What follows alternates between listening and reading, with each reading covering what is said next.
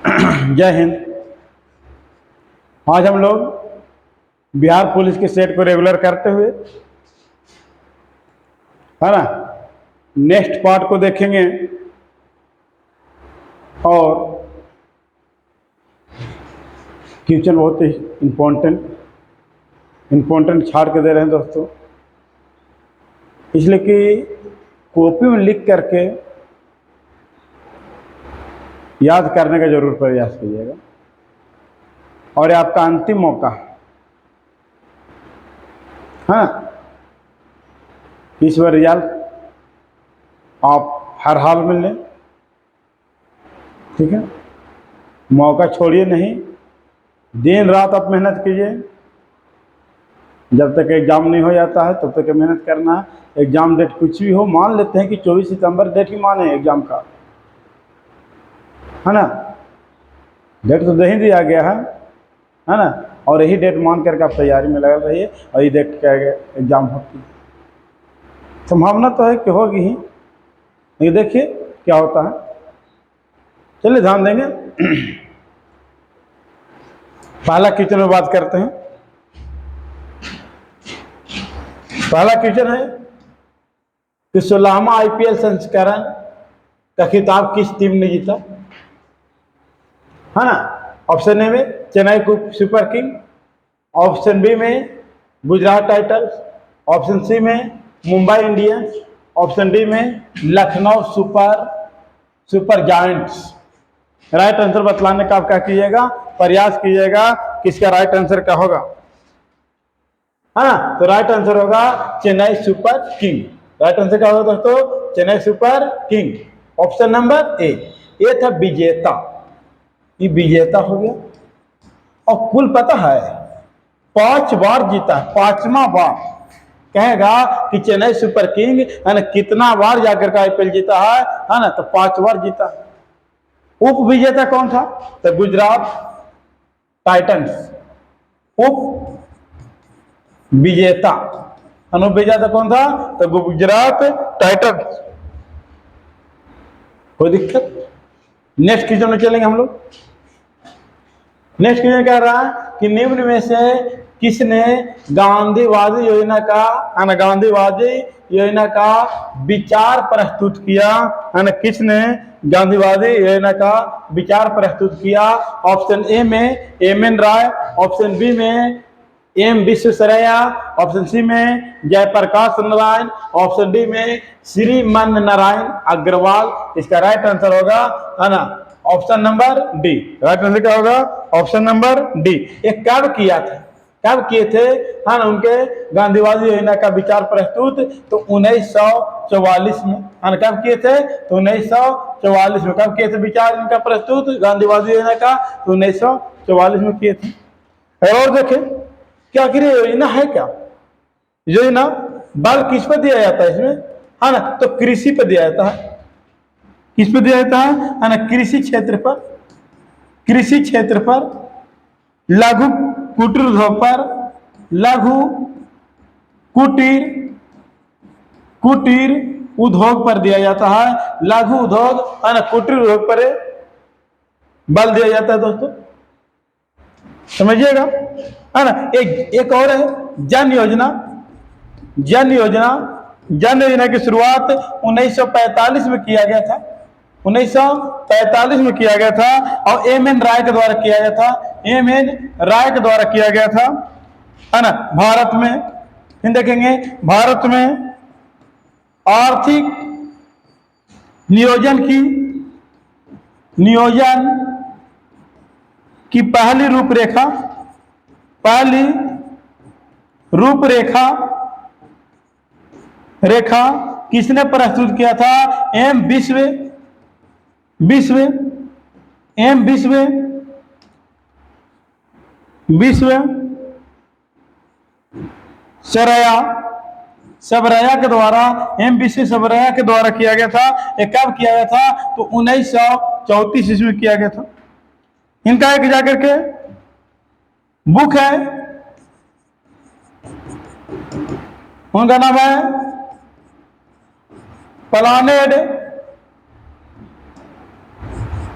प्लानेड economy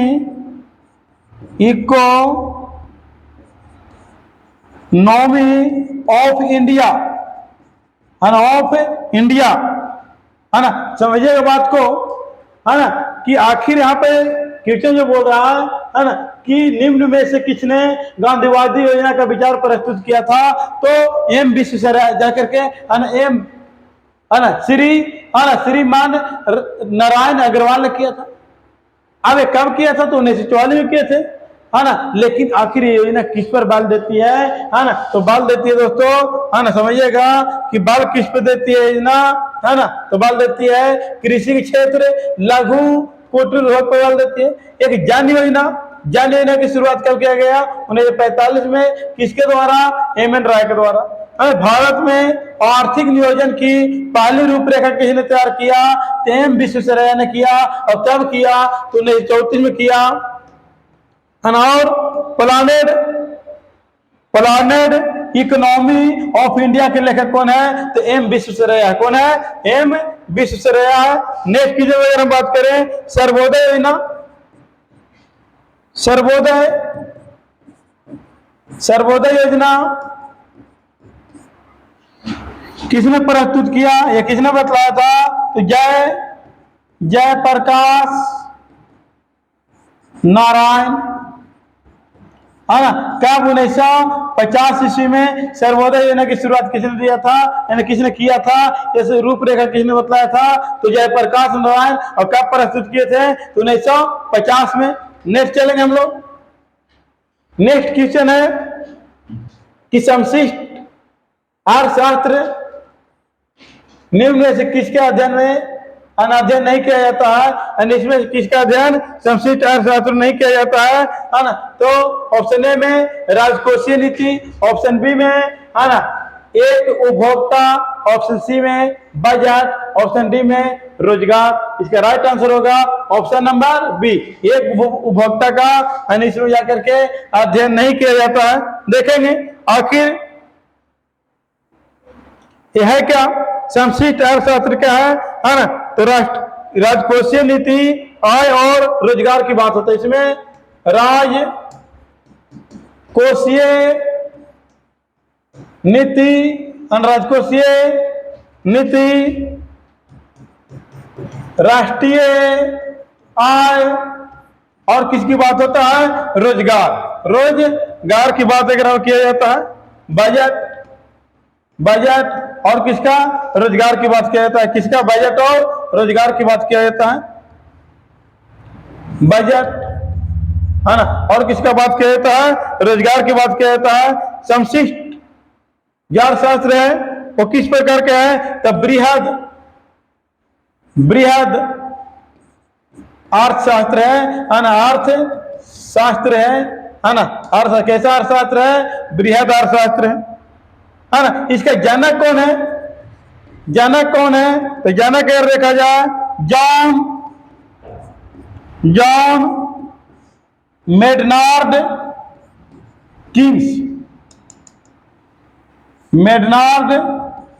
Keynes है ना। जनक कौन है, जॉन मेडनार्ड कीन्स है।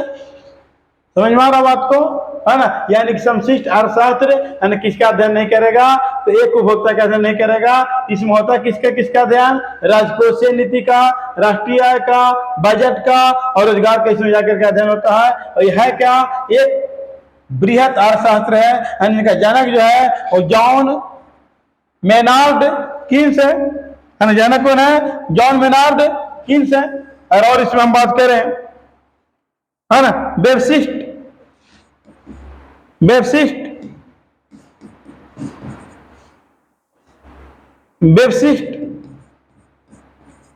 अर्थशास्त्र की अगर हम बात करते हैं, तो एक उपभोक्ता,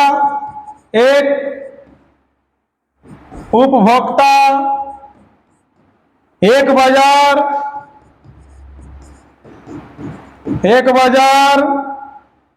एक उत्पादक का अध्ययन किया जाता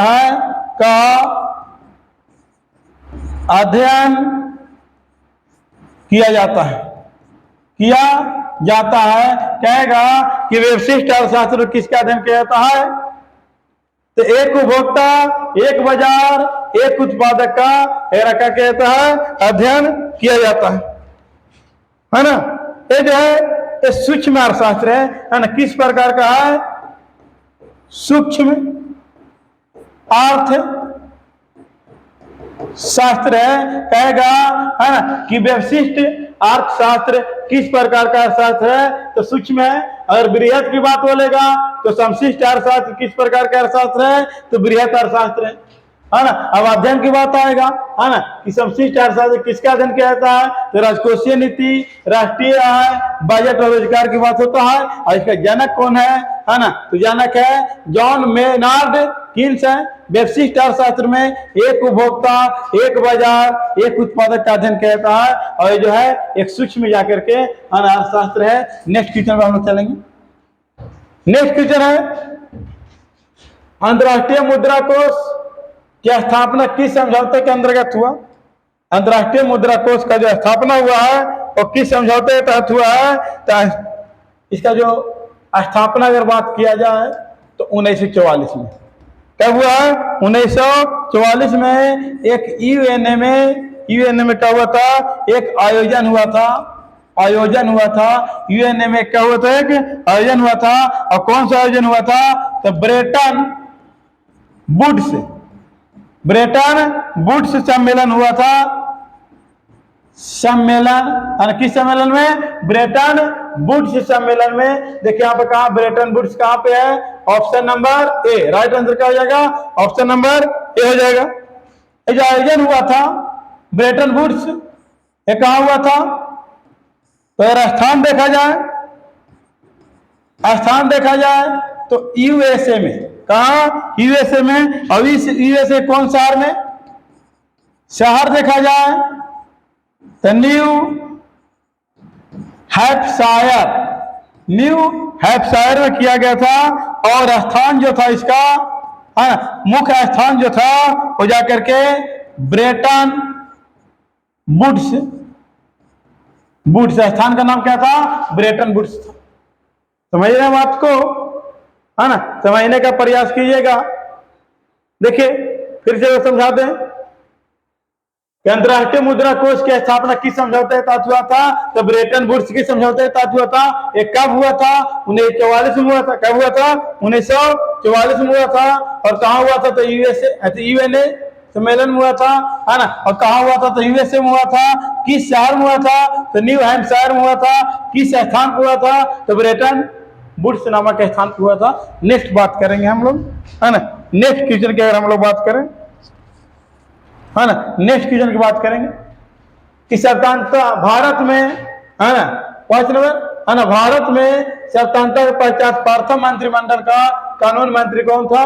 ऑप्शन ए में के.एम. मुंशी, ऑप्शन बी में है ना एस.पी. मुखर्जी, ऑप्शन सी में है ना बलदेव सिंह, ऑप्शन डी में बी.आर. अम्बेडकर। राइट आंसर इसका बतलाने का आप प्रयास कीजिए। तो राइट आंसर होगा है ना कानून मंत्री है ना।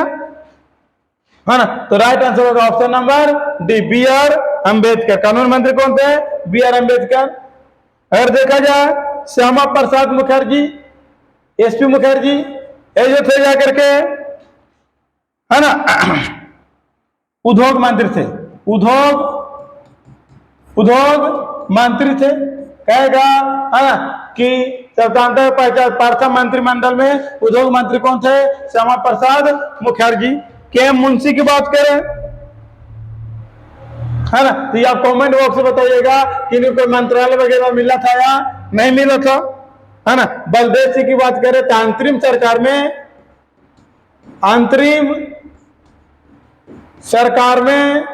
जाकर के थे है ना रक्षा मंत्री। कौन मंत्री थे? रक्षा मंत्री थे। और शिक्षा मंत्री जो जाकर के थे, शिक्षा मंत्री जो थे वो सी राजगोपालाचारी। कौन थे? सी राजगोपालाचारी। बात समझिएगा है ना। यानी कि भारत में स्वतंत्रता के पश्चात प्रथम मंत्रिमंडल का कानून मंत्री कौन था? तो जाकर बी.आर. अम्बेडकर। एस.पी. मुखर्जी थे है ना, यानी श्यामा प्रसाद मुखर्जी थे उद्योग मंत्री थे। है ना। आपको कमेंट बॉक्स में है ना बतलाना है कि के.एम. मुंशी क्या मंत्रालय में थे या नहीं थे, और अगर थे तो कौन सा मंत्रालय था। ऑप्शन सी बलदेव सिंह जो है ना, वो अंतरिम सरकार में रक्षा मंत्री थे। शिक्षा मंत्री देखा जाए है ना तो कौन हो जाएंगे, है ना, सी राजगोपालाचारी। नेक्स्ट क्वेश्चन की बात करेंगे। नेक्स्ट क्वेश्चन है कि लोकसभा में राज्यवार सीटों का आवंटन 1971 की जनगणना पर आधारित है।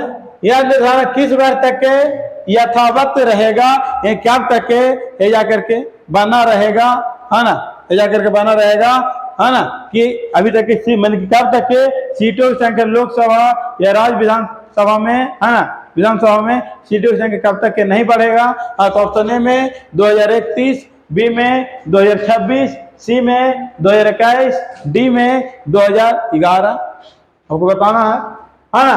तो देखिए यहाँ पर दो ऑप्शन तो ऐसे आप छाट सकते हैं, है ना, 11 और 21 को, है ना, चाहे तो 31 होगा या तो फिर 26 होगा। राइट आंसर बताने का प्रयास कीजिएगा। तो राइट आंसर होगा दोस्तों option number B, option number B, यानी 2026 तक के नहीं बढ़ाया जा सकता, है ना। यानी कि राज्यवार सीटों का जो अंतर 2026 तक के नहीं बढ़ाया जा सकता है। कब तक नहीं बढ़ाया जा सकता है, 2026 तक नहीं बढ़ाया जा सकता। आखिर अनुच्छेद 82 कहता है कि प्रत्येक जनगणना के बाद लोकसभा और विधानसभा का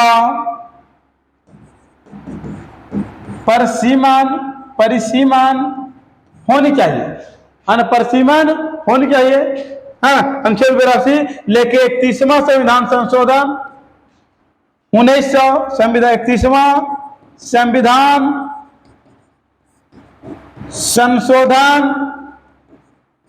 1973 में ये सीट पहले लोकसभा में 525 से 545 बढ़ाया गया था।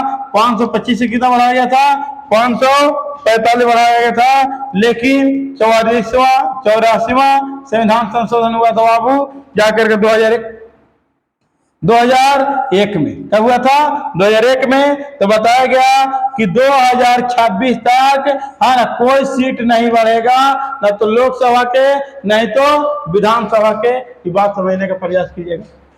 फिर से एक बार देख लीजिए।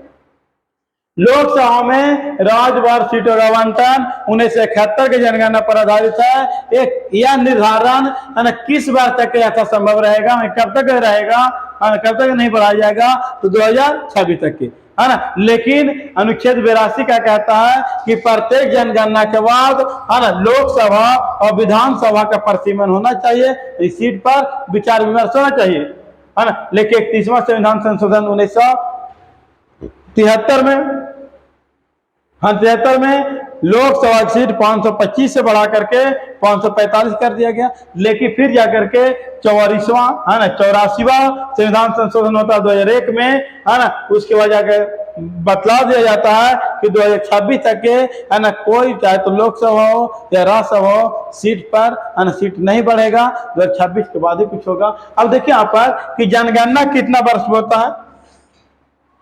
जनगणना 10 वर्ष पे, 10 वर्षों पे होता। पहली बार अगर जनगणना देखें, पहली बार जनगणना पहली बार देखें तो 1872 में लॉर्ड मेयो ने कराया था। कौन कराया था दोस्तों, लॉर्ड मेयो ने कराया था। और कब कराया था, 1872 में। लेकिन नियमित रूप से पहली बार, है ना, वो कब, 1881 से लॉर्ड रिपन के द्वारा, किसके द्वारा, लॉर्ड रिपन के द्वारा कराया गया था। बात समझिएगा, है ना। प्रत्येक बार, है ना, 10 वर्षों के बाद क्या होती है, जनगणना होती है ना। अभी जाकर के 2021 में जनगणना, है ना। इसके पहले 2011 में हुई थी, लेकिन रिपोर्ट आएगी, है ना। देखिए नेक्स्ट चलेंगे। नेक्स्ट क्वेश्चन है, निम्नलिखित धातुओं को अभिक्रियाशीलता के क्रम में व्यवस्थित कीजिए। ऑप्शन ए में है sodium, magnesium, aluminium, zinc. B में है zinc, aluminium, sodium, magnesium. C में है एल्युमिनियम, जिंक, सोडियम, मैग्नीशियम, है ना। डी में है मैग्नीशियम, सोडियम, जिंक, एल्युमिनियम, है ना। राइट आंसर इसका है ना बतलाने का प्रयास कीजिएगा। तो right answer option number A होगा। ऑप्शन नंबर क्या होगा दोस्तों? ए होगा सोडियम, उसके बाद मैग्नीशियम, उसके एल्युमिनियम, उसके बाद क्या हो जाएगा? जिंक हो जाएगा। सबसे अधिक अभिक्रियाशील, सबसे अधिक अभिक्रियाशील कौन धातु है? कौन धातु है? तो इसका नाम आप नाम है उसका जाकर के, है ना, पोटेशियम। पोटेशियम जो है वो सबसे अधिक अभिक्रियाशील है। अगर सबसे कम देखा जाए, सबसे कम अभिक्रियाशील धातु की अगर हम बात करें, है ना, तो क्या हो जाएगा दोस्तों? सोना हो जाएगा। क्या हो जाएगा? सोना हो जाएगा। और एकमात्र धातु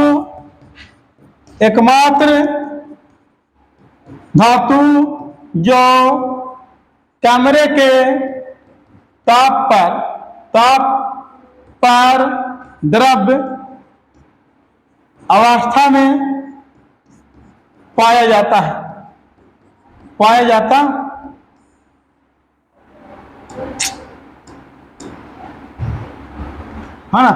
जाता है। देखिए ध्यान दीजिएगा, है ना, पाया जाता है ना। उसका नाम बताइएगा दोस्तों। उसका जो नाम होगा, है ना, नाम होगा उसको, है ना, पारा। क्या हो जाएगा? पारा ऐसा धातु है जो कैमरा के ताप पर, है ना, किस अवस्था पाया जाता है? द्रव अवस्था में पाया जाता है। इतना बात समझ में आया आप लोग के? है ना, समझ में आया कि नहीं आया? है ना, तो समझने का, है ना, प्रयास कीजिएगा, है ना, समझने का कीजिएगा, प्रयास कीजिएगा, है ना। कि सबसे अधिक अभिक्रियाशील धातु पोटेशियम, सबसे कम अभिक्रियाशील धातु सोना, है ना। और एकमात्र धातु, है ना, जो कैमरे के ताप पर द्रव्य पाया जाता है, वो क्या है? पारा है। लेकिन आपको बताना होगा, आप बताइएगा कि कैमरा के ताप पर कौन धातु है जो द्रव्य पाया जाता है? कैमरा के ताप पर, है ना, कैमरे के ताप पर कौन अधातु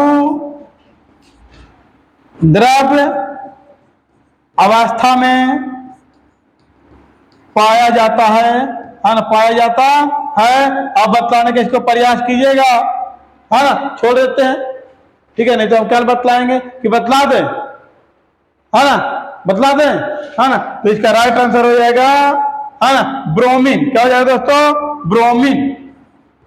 ब्रोमीन। इसका राइट आंसर क्या हो जाएगा? ब्रोमीन। ये सारा बात समझ में आया आप लोग के? है ना, नोट डाउन करते रहिएगा, है ना। सब मोस्ट इंपोर्टेंट क्वेश्चन है दोस्तों, नोट डाउन करना है ना। मैं देखिए विस्तारित जिसका कह रहा है ना, वो सबसे मोस्ट इंपोर्टेंट रहेगा, है ना। अगर सेट में नंबर बढ़ाना है कम समय में, है ना, तो ज्यादा सेट नहीं लगाइए, ज्यादा उसको विस्तारित कीजिए,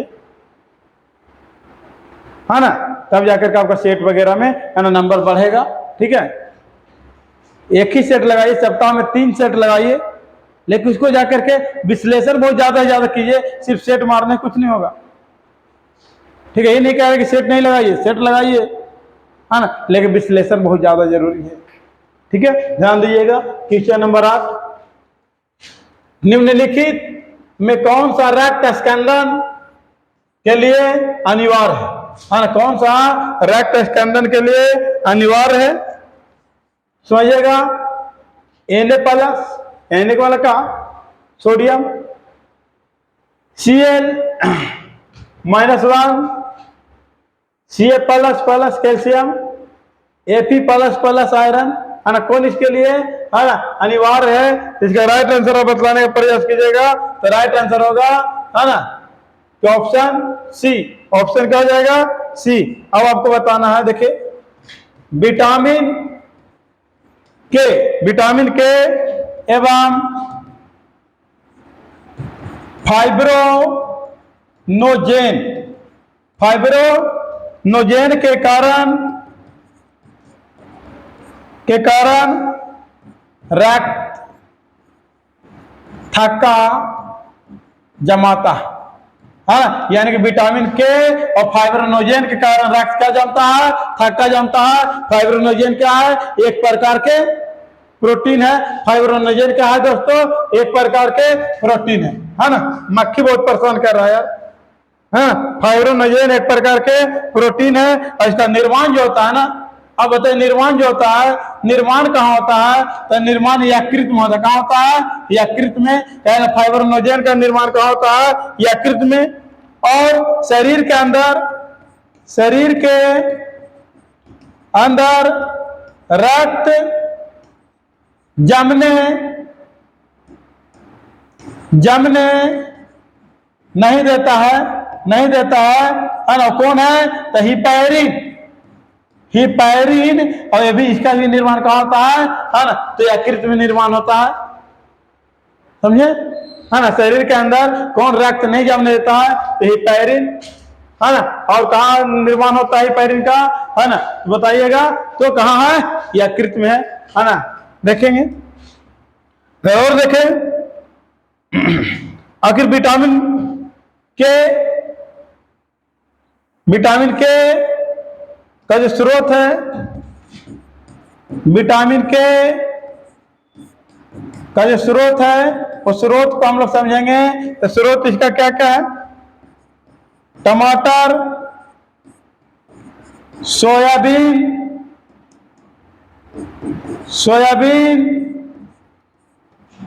हरी साग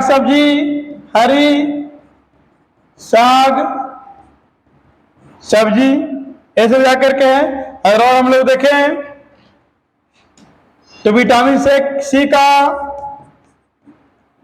रासायनिक नाम क्या है ना, एस्कॉर्बिक एसिड, यानी कि हम लोग बोल सकते हैं। डी का कैल्सीफेरॉल और ई का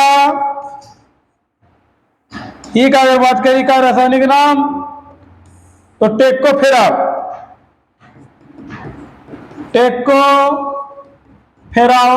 आपको बताना है कमेंट बॉक्स में कि विटामिन ए का रासायनिक नाम क्या होगा, विटामिन बी का रासायनिक नाम क्या होगा। कहीं थोड़ा देखिए दोस्तों, आप लोग भी मेहनत कीजिए, है ना, ठीक है ना। नेक्स्ट क्वेश्चन में हम लोग चलते हैं। नेक्स्ट क्वेश्चन है कि मनरेगा को मनरेगा नाम कब दिया गया, नरेगा को मनरेगा नाम कब दिया गया।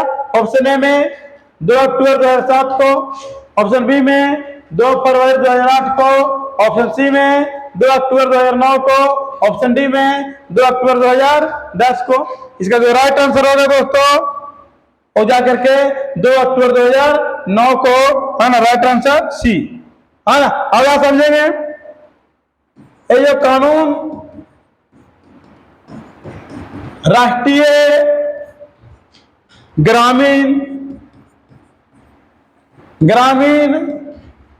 रोजगार गारंटी द्वारा गारंटी एक्ट लिख देते, कानून है ना, एक्ट कब पारित हुआ, जो पारित हुआ वो सितंबर 2003 में। कब पारित होता है, सितंबर 2003 में। लेकिन इसकी शुरुआत जो होता है जाकर के, है ना, शुरुआत जो होता है वो जाकर के 2 फरवरी 2006 को शुरुआत होता है ना। कहाँ शुरू होता है? सबसे पहला नंबर आंध्र प्रदेश में। और पीएम कौन थे? पीएम थे जाकर के मनमोहन सिंह। मनमोहन सिंह क्या थे? प्राइम मिनिस्टर थे, है ना। समझने का प्रयास कीजिएगा, है ना, कि नरेगा को मनरेगा नाम कब दिया गया? तो दिया गया 2 अक्टूबर 2009 को दिया गया।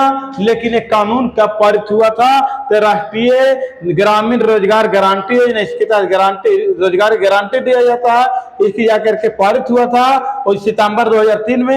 लेकिन शुरुआत हुआ जाकर के 2 फरवरी 2006 में। और सबसे पहली बार जब शुरुआत हुआ था वो कहाँ हुआ था? एपी यानी कि आंध्र प्रदेश में, है ना। कौन शुरू किए थे? तो पीएम।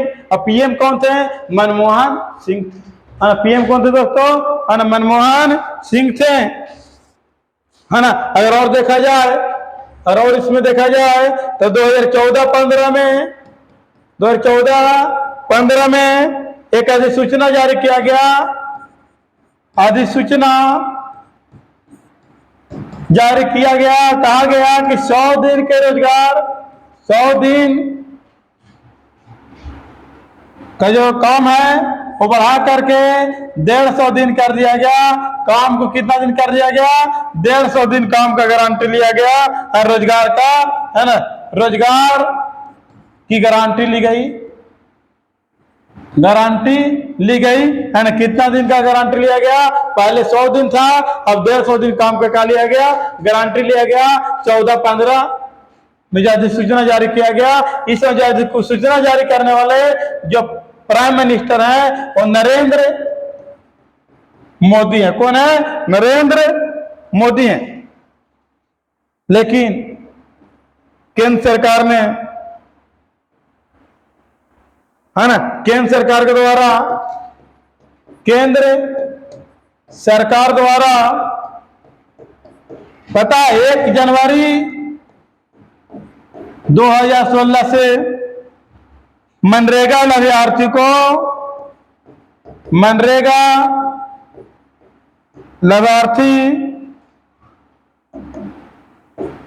लाभार्थियों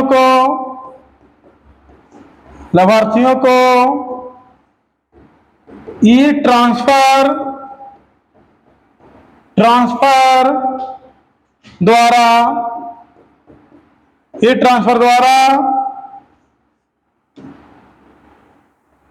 पेमेंट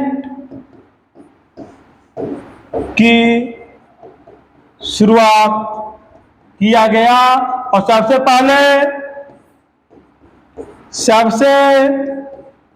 पहले जो लागू किया दोस्तों, जो लागू किया वो कौन किया?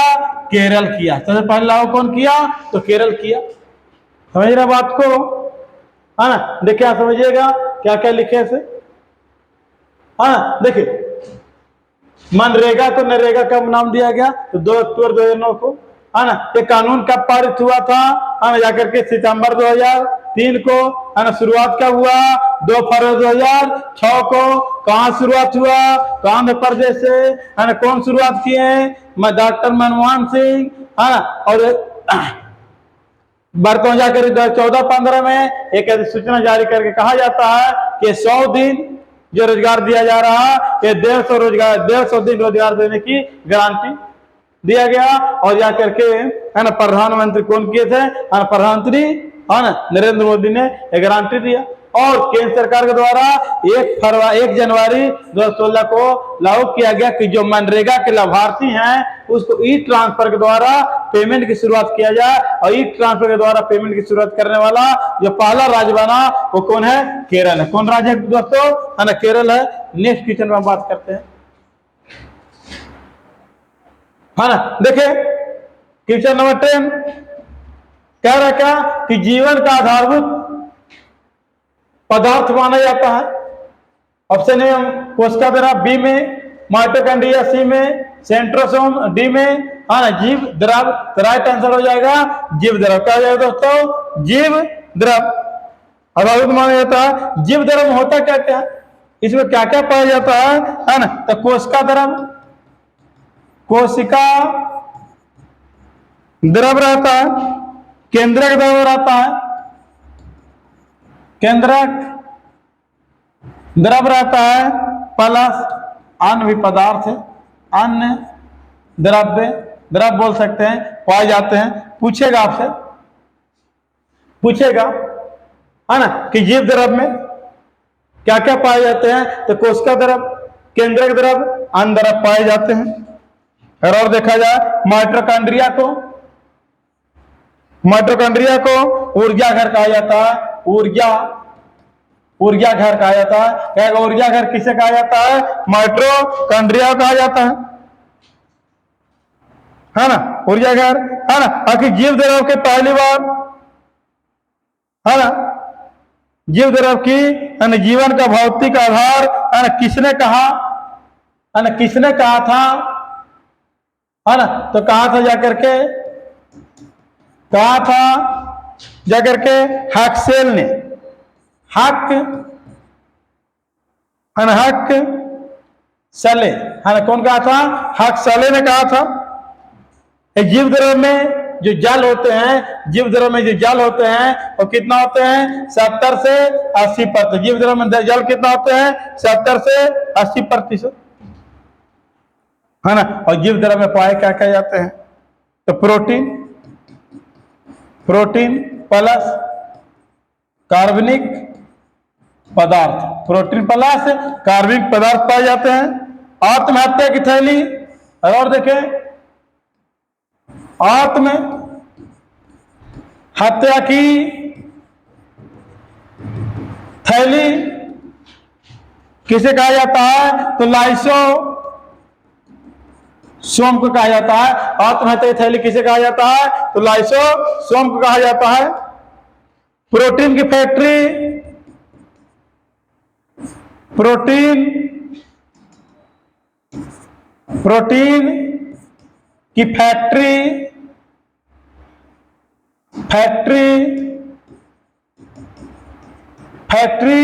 किसे कहा जाता है, तो राइबोसोम, राइबोसोम को कहा जाता है। और देखें केंद्रक की जो खोज, केंद्रक की खोज जो किए थे उनका नाम है रॉबर्ट ब्राउन, रॉबर्ट ब्राउन ने किया था, रॉबर्ट ब्राउन ने किया था। एक क्वेश्चन को समझने का प्रयास किया, है ना। जीवन का आधारभूत इकाई किसे माना जाता है, तो जीव द्रव को माना जाता है। कोशिका, जीव द्रव में होते क्या है, कोशिका द्रव होते हैं, केंद्रक द्रव होते हैं, अन्य द्रव होते हैं, है ना। किसने कहा था, तो हक्सले ने कहा था जीव द्रव में कितना जल होता है, तो 70 से 80%।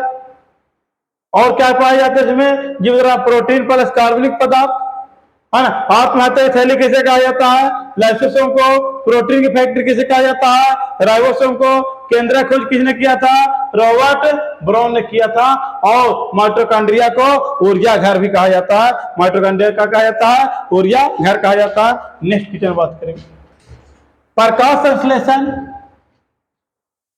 की दर सबसे अधिक होती है, प्रकाश संश्लेषण की दर होती है सबसे अधिक होती है बैगनी में, नीले में, लाल में, पीले में। राइट इसका आंसर होगा ऑप्शन नंबर ए, है ना, option number C, sorry, option number C लाल में। हाँ, टाइम पे देखते हुए थोड़ा सा स्पीड पकड़ेंगे अब हम लोग, है ना। देखा जाए तो सबसे ज्यादा लाल में होगा, उसके बाद जाकर के नीला में होगा प्रकाश संश्लेषण, उसके बाद पीला में होगा, और उसके बाद जाकर के हरा में होगा। क्या सबसे अधिक प्रकाश संश्लेषण लाल में, और सबसे कम अगर बोलेगा तो कहां जाएंगे हम लोग दोस्तों, हरा में। सबसे कम अगर बोलेगा तो हरा में। नेक्स्ट क्वेश्चन बात करते हैं, 20 मई 2023 को केंद्रीय सत्कर्ता आयुक्त की शपथ किसने ली, Arvind Kumar, Praveen Kumar Srivastava, Suresh N Patel, Sumant Goyal. Right answer होगा ऑप्शन नंबर बी, यानी कि प्रवीण कुमार पटेल। और शपथ राष्ट्रपति दिलाए थे, राष्ट्रपति दिलाए थे। और राष्ट्रपति कौन है दोस्तों, है ना, द्रौपदी मुर्मू, हाँ, द्रौपदी मुर्मू। और पहली आदिवासी महिला राष्ट्रपति, है ना, पहली आदिवासी महिला राष्ट्रपति। और दूसरी महिला राष्ट्रपति, है ना, पहली महिला राष्ट्रपति की बात किया जाए तो प्रतिभा देवी सिंह पाटिल से, है ना, प्रतिभा देवी सिंह कौन थे, है ना, पाटिल थे। और देखा जाए नेक्स्ट क्वेश्चन में चलेंगे हम लोग, है ना। एडमिनल फार्म नामक पुस्तक के लेखक कौन है, एडमिनल फार्म नामक पुस्तक के जो लेखक है हो जा करके ऑप्शन ए में लियो टॉल्स्टॉय, बी में जॉर्ज ऑरवेल, सी में जॉन ड्राइडेन और सी में डी में जाकर के S M Ali. Right answer आप बतलाने का प्रयास कीजिए, है ना। इसका राइट आंसर होगा दोस्तों हो जा करके, है ना, जॉर्ज ऑरवेल होगा ऑप्शन नंबर बी। और देखा जाए लियो टॉल्स्टॉय के बुक देखा जाए, war and peace, war and peace के लेखक कौन है, लियो टॉल्स्टॉय। अगर, है ना, अब देखते हैं नेक्स्ट क्वेश्चन की हम बात करेंगे, नेक्स्ट क्वेश्चन की अगर बात करें, नेक्स्ट क्वेश्चन देखेंगे इंडिया हाउस कहां है। ऑप्शन ए में नई दिल्ली, बी में कोलकाता, सी में लंदन और डी में न्यूयॉर्क। इसका राइट आंसर बताने का प्रयास कीजिएगा, तो राइट आंसर इसका हो जाएगा लंदन में। राइट आंसर क्या हो जाएगा दोस्तों, लंदन में हो जाएगा। इंडिया हाउस का स्थापना जो हुआ था ना, स्थापना 1905 में कौन किया दोस्तों, है ना, इंडियन हाउस की स्थापना श्यामा प्रसाद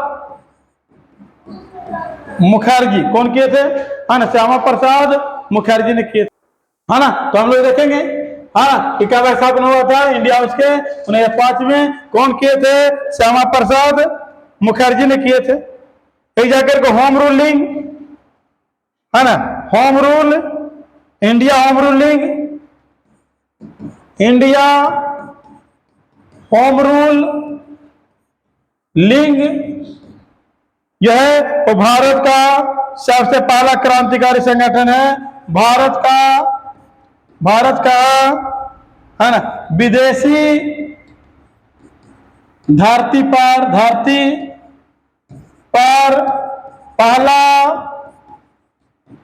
क्रांतिकारी, और पहला क्रांतिकारी संगठन है, पहला क्रांतिकारी क्या है, संगठन है। और श्यामा प्रसाद मुखर्जी की अगर हम बात करें तो एक समाचार पत्र निकाले थे, समाचार पत्र, और कौन सा समाचार पत्र था, सोशलिस्ट, है ना, सोशियोलॉजिस्ट,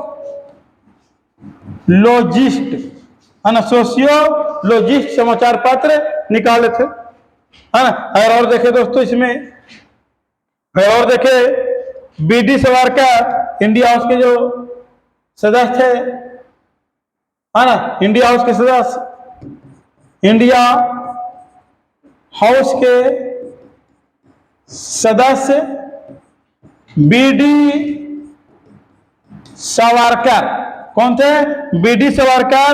एक और थे मदन लाल ढींगरा, मदन लाल ढींगरा थे, है ना, बीडी सावरकर थे, मदन लाल ढींगरा थे। और मदन लाल ढींगरा ने 1 जुलाई 2009 को लंदन में, है ना, जाकर के 1 जुलाई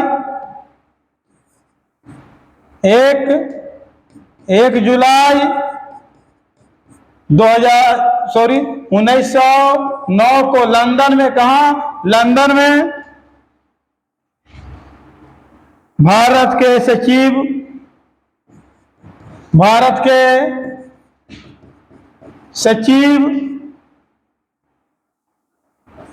विलियम कर्जन बाइली को गोली मारकर हत्या कर दिए थे। और मदन लाल ढींगरा को, है ना, वहीं फांसी दे दी गई, है ना, वहीं जाकर के क्या दे दी गई, फांसी दे दी गई, है ना। तो मेरे बात को देखिए, पूरी बात को समझ लीजिए, पूरी बात को समझिएगा, है ना। इंडिया हाउस है कहाँ? लंदन में। स्थापना कब हुआ? 1905 में। कौन किया? श्यामा प्रसाद मुखर्जी ने। India home rule league Bharat का विदेशी धरती पर पहला क्रांतिकारी संगठन था। कहेगा भारत का विदेशी धरती पर पहला क्रांतिकारी संगठन कौन था? तो इंडिया होम रूल लीग। अच्छा, होम रूल लीग की स्थापना बाल गंगाधर तिलक एनी बेसेन ने किए थे। उसकी चर्चा बाद में करेंगे, है ना। एक जाकर के, है ना, श्यामा प्रसाद मुखर्जी का एक समाचार पत्र है सोशोलॉजिस्ट, है ना। इंडिया हाउस के सदस्य कौन थे? है ना, बी डी सावरकर, मदन लाल ढींगरा ने 1 जुलाई 1909 को लंदन में एक भारत के सचिव थे जिनका नाम था विलियम कार्जन बाइली, वो गोली मार के हत्या कर दिए थे और जाकर मदन लाल ढींगरा को वहीं जाकर फांसी की सजा दे दी गई थी। अब नेक्स्ट क्वेश्चन में बात करेंगे। नेक्स्ट क्वेश्चन है दोस्तों, है ना, नेक्स्ट क्वेश्चन है निम्न कौन सा एक शेष दूसरे से मेल नहीं खाता है? एक शेष दूसरे से मेल नहीं खाता है। कथकली, भांगड़ा, कुचिपुड़ी, भरतनाट्यम। इसका राइट आंसर होगा भांगड़ा। क्या कि देखिए कथकली, कुचिपुड़ी और भरतनाट्यम जो है एक शास्त्रीय नृत्य है ना। कथकली कहाँ का है दोस्तों? केरल। कहाँ का है? केरल, है ना। कुचिपुड़ी आंध्र प्रदेश का है और जाकर के, है ना, ये जाकर के, है ना, भरतनाट्यम जो है वो कहाँ है? तमिलनाडु। तमिलनाडु का है। कहाँ का दोस्तों? तमिलनाडु का। और जो भांगड़ा जो है ना, भांगड़ा जो है एक प्रकार का थी जाकर के, है ना, डांस है, वो पंजाब का है। पंजाब का कहाँ का है? पंजाब का है। भांगड़ा खेला जाता है जाकर के लोगों द्वारा। हाँ, चलिए ध्यान दीजिएगा, है ना। नेक्स्ट क्वेश्चन में बात करेंगे हम लोग। नेक्स्ट क्वेश्चन है जाकर के संकेताक्षर NHRC का ही पढ़ा क्या होगा, है ना। इसका राइट आंसर बतलाने का प्रयास कीजिएगा। National human rights commission, option number D इसका क्या होगा? राइट आंसर होगा। ये जाकर के मानवाधिकार संबंधित एक सर्वोच्च संस्था है जाकर के मानवाधिकार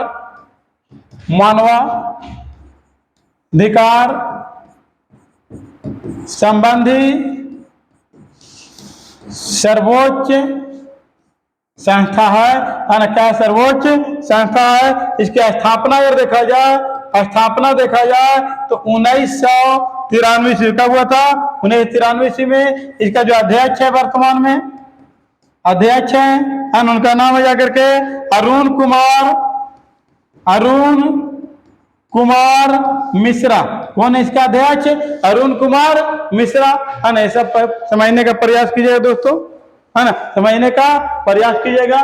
नेक्स्ट क्वेश्चन है औरंगजेब ने किस सिख गुरु की हत्या करवाई थी? ऑप्शन ए में गुरु हरगोविंद सिंह, बी में गुरु तेग बहादुर, सी में गुरु अर्जुन देव, डी में गुरु गोविंद सिंह। राइट आंसर बतलाने का प्रयास कीजिएगा। तो right answer option number B Guru Tegh बहादुर। गुरु तेग बहादुर की हत्या करवाए थे। ये जाकर के 9वां गुरु थे सिख के क्या गुरु थे? 9वां गुरु थे सिख धर्म के 9वां गुरु थे, है ना। इनका जब हत्या जो करवाए थे जाकर के हत्या जो करवाए थे दोस्तों वो 1675 ईस्वी में। कब कराए थे हत्या? 1675 ईस्वी करवाए थे, है ना, 1675 ईस्वी में। और जो औरंगजेब का विद्रोही पुत्र था ना, विद्रोही पुत्र जो था उनका नाम था अकबर द्वितीय, है ना। कौन विद्रोही पुत्र था? अकबर द्वितीय विद्रोही पुत्र के कारण जाकर के इनका क्या करवाए थे? हत्या करवाए थे। तो आपको पता होगा कि गुरु अर्जुन देव के हत्या कौन करवाए थे, है ना। गुरु अर्जुन देव के हत्या कौन करवाए थे? तो गुरु अर्जुन देव का जो हत्या करवाए थे वो जाकर जहांगीर करवाए थे।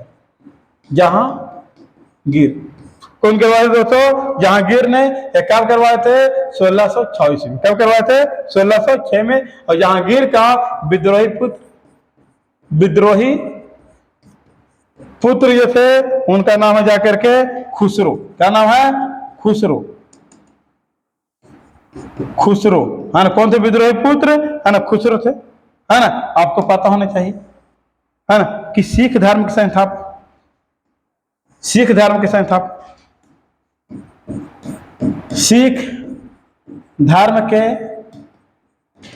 संस्थापक कौन थे? गुरु नानक थे। कौन थे? गुरु नानक थे। सिख धर्म के अंतिम गुरु या 10वां गुरु है ना, कौन थे? है ना, तो गुरु गोविंद सिंह। गुरु गोविंद सिंह थे और इनका जब के जन्म है ना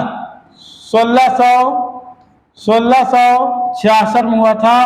और कहाँ हुआ था? पटना साहिब में। ध्यान दीजिएगा, पटना साहिब में। इनका जो मृत्यु हुआ था जाकर के 1708 में हुआ था। तब हुआ था 1708 में हुआ था, है ना। समझिएगा सारे क्वेश्चन, है ना। पूछेगा है ना कि औरंगजेब ने है ना किस गुरु के हत्या करवाए थे? सिख गुरु के। तो गुरु तेग बहादुर के। कैमा गुरु थे? तो 9वां गुरु थे, है ना। कब करवाए थे? 1675 में, है ना। और गुरु अर्जुन देव के, है ना, आखिर विद्रोही पुत्र कौन था औरंगजेब के? तो अकबर द्वितीय, और चौथा पुत्र था, है ना। गुरु अर्जुन देव की हत्या कौन करवाए थे? जहांगीर ने करवाए थे। कब करवाए थे? 1606 में। विद्रोही पुत्र कौन था? खुसरो, है ना। सिख धर्म के संस्थापक गुरु नानक है। अंतिम गुरु या 10वां गुरु कौन थे? गुरु गोविंद सिंह थे। नेक्स्ट चलें, नेक्स्ट क्वेश्चन में चलते हैं। निम्नलिखित में से विद्वानों में हड़प्पा सभ्यता खोजकर्ता है किसने है? तो ऑप्शन नंबर डी इसका राइट आंसर क्या होगा दोस्तों? ऑप्शन नंबर, है ना, ऑप्शन डी राइट आंसर क्या हो जाएगा? Option D. कब खोज हुआ था? तो 1921। कब खोज हुआ था दोस्तों? 1921 ईस्वी में, है ना। 1921 ईस्वी में इसका क्या हुआ था? खोज हुआ था। नेक्स्ट अगर बात करें, निम्नलिखित में किसने लखनऊ के 1897 विद्रोह का नेतृत्व किया था लखनऊ से? तो कुंवर सिंह। ऑप्शन ए में, बी में डॉक्टर टोपे, सी में रानी लक्ष्मीबाई, डी में हजरत महल। अब बताइएगा कि लखनऊ से जाकर के, है ना, कौन थे? लखनऊ से, है ना, जाकर के कौन थे? तो लखनऊ से बेगम हजरत महल, है ना। कौन? बेगम हजरत महल, है ना। कुंवर सिंह आरा से, आरा जगदीशपुर, अनारा जगदीशपुर बिहार से किए थे। और पटना बोलेगा तो पीर अली थे। डॉक्टर टोपे कानपुर। और अगर लक्ष्मीबाई तो कहाँ हो जाएगा दोस्तों? है ना, झांसी। कहाँ हो जाएगा? झांसी से नेतृत्व किए थे जाकर के 1857 के क्रांति का। नेक्स्ट क्वेश्चन में बात करें। नेक्स्ट क्वेश्चन है सौर मंडल की खोज किसने किया था? तो सौर मंडल की जो खोज किया दोस्तों, है ना, कौन किया था? कॉपर निकल्स ने किया था। कौन किया था?